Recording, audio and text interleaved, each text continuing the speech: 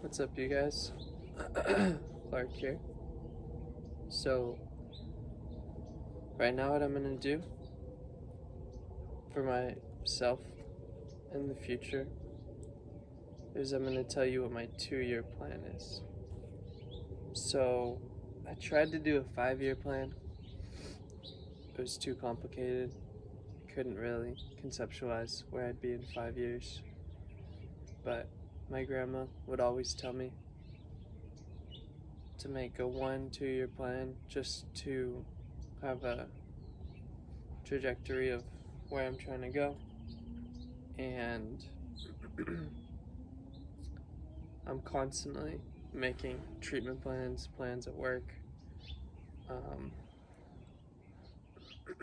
for patients. It's like a 1-month treatment plan, and yeah, I feel like if you're not already doing 1 or 2 year plans, it can really help you get to where you're trying to go, because essentially, unconsciously, when you picture something over and over again and think, our brain doesn't know the difference between a dream and reality. Our brain doesn't know fully the difference between watching a movie or imagining something that happened 10 years ago from current reality. To your brain, it's all the same. So the power of consistently thinking about something and telling yourself, this is my goal that I'm trying to get to, can't be understated. So yeah, here I go. This is where I'm trying to be in 2 years.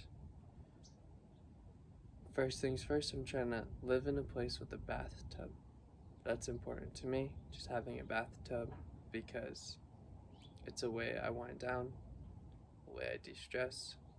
I'm trying to be licensed as a social worker. I'll talk more about that and what it requires, because the licensing process there's a lot of hoops you gotta jump through. I'll be making $120K, ideally 100 through my main job and then 20 through a side job. So I encourage people to get as specific as possible. That can pigeonhole you if you're like myself, where the goal often becomes the primary thing. In your mind, it becomes your number one top priority. So I encourage you to just make the 2-year goal, and if you need to change it along the way because more information comes to you and you realize I need to alter it, do it at that point. But I tell people, try this job out. Try the skill or interest you want to pursue, and if you end up not liking it, then you don't, and you change your goal. So the side gigs and skills that I want that I'll make 20K through are woodworking, construction, tea and building tea accessories, and video editing and content creation. So I'm going to explore all three, maybe dedicate a few months within this next year to all three, and I know that one, if not all of them, will stick, or I'll understand the effort it takes to develop skills in each realm. So another one I put down here is living in California. That's not an easy feat. It's expensive, but it is something that matters to me because a lot of my friends, family, community are here. Oregon or Washington, I put in parentheses. Those are possible places to live too. I say be saving at least half of my income, with the ability to spend lots of quality time with friends, family, and have low stress. go camping, go on trips. So that's not the most specific thing, but I'm just trying to keep in mind that working, saving, it's meaningless to me unless I'm able to spend more time with people I love, have more quality experiences. I want financial security to ultimately lead to less stress and more quality time, and I guess security in my ability to have that quality time and know that I'm still going to have my basic needs met. I say bike commute as my primary method of transportation. I don't want to have a car. I want to live in a tight-knit area where I can go grocery shopping. There will be parks. I can get to work. Same deal. I need my needs met by just primary biking. And if I need a car every once in a while, that's normal. But it won't be my primary mode of transportation. Here I say this: plan 2 sports teams with friends. That's pretty much what kept me stable as a kid, was just playing on sports teams with friends.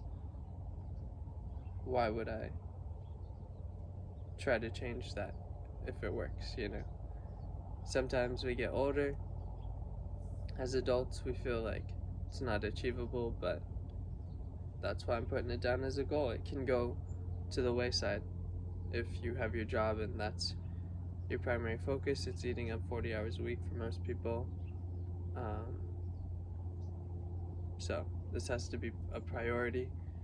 Pretty much 2 days a week I will play baseball, soccer, volleyball, something like that, on a team with friends. It fulfills me. And then the last thing I write is have a nice garden. I want to have space to connect with different plants that I'm able to care for and they're able to nourish me. So at the moment I have that. I just want to still have that. It's just something important when I go into seeing a new housing placement, housing opportunity, to be aware of that. So those are all the plans and goals I've got on a 2-year basis. I encourage you to do the same. It also helps me document which things I've prioritized most, how balanced I've been able to be in getting to those things. Be realistic about the challenges too as it goes. Or if I were to reflect 2 years from now, it's like, I mean, think of the financial. It could be super easily achieved, or I could be unemployed, not making any money at that time. So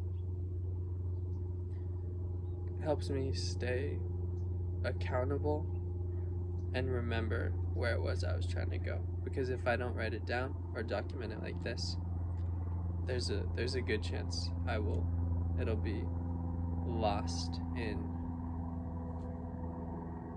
my head.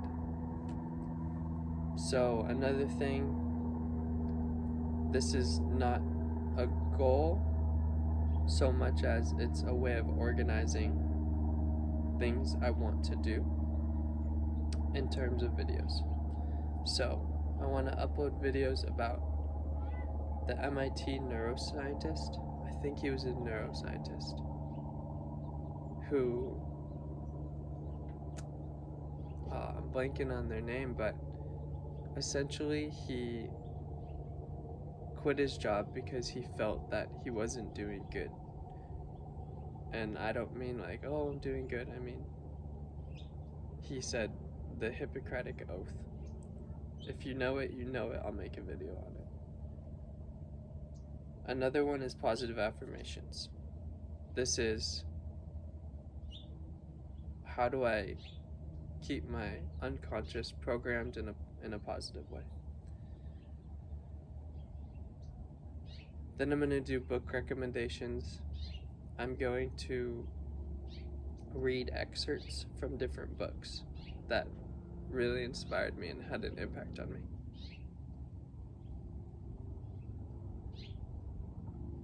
As well, I want to do the same with music I've been enjoying listening to recently. Maybe I'll go take some videos of something interesting and overlap it, put them for like 10 seconds each. Then if you like that 10 seconds of the song, you can go check it out for yourself, and I'll put a list of it. That's something I could do just on a monthly basis. Finding community. I find that even people in my generation, I'm 25, who are making good money, all their needs are met. The one need that I see people all across the board that isn't met is good community. So we're going to talk about how do you find community, how do you keep community, how do you maintain it, and what are some of the reasons right now that people are struggling with it, and loneliness, depression, and anxiety are peaking. Alright, relationship advice on Reddit and stocks. So, those are completely different things, but those are two things where I'm just going to be reading and giving my opinion on it. The stocks and the retirement account setup, that's just what I know about it, and I'll just say what I'm doing and what I think is wise to do. But the relationship advice, I'll give my opinion on some of those. I used to read that all the time, and it's super interesting because the top comments are always pretty insightful. Biking from Alaska to Argentina, Greg McCohen. Now, this is significant to me because I feel that a lot of people are living through YouTubers or living through media these days, and I'm not going to say that hasn't always been the case, but particularly right now, I'm like, why is that popping up on my feed? And I love it. I love watching it. It feels like you're there with Greg. He seems like a very down-to-earth guy. I'll link the videos and kind of give my commentary on why I think it's a social phenomenon right now and why it's successful at the moment, and perhaps moving from consuming it to integrating it into our life a bit more. And obviously I'm super into biking too, so it's a given. But that's what I've got right now. I think this will help me stay consistent or accountable, and also step into agency, which is something that I'm a big advocate for and is very important to me.